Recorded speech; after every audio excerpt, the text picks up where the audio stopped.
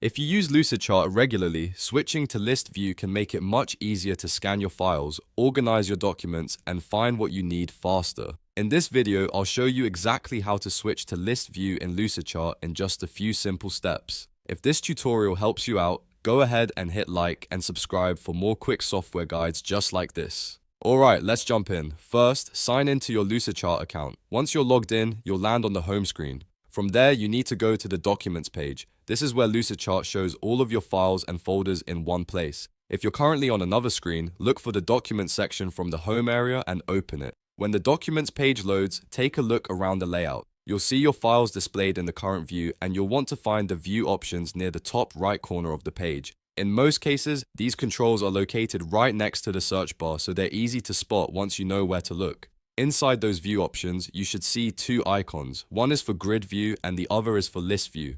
Grid view usually shows your documents as larger thumbnails, which is helpful for visual browsing.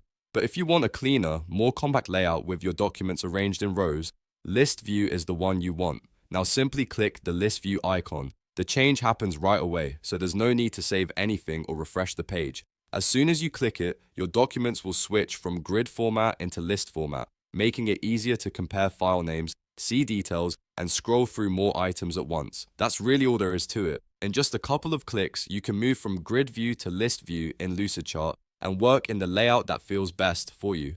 If you found this tutorial helpful, make sure to like the video, subscribe to the channel, and turn on notifications so you don't miss the next Lucidchart tips and software walkthroughs. Thanks for watching, and I'll see you in the next one.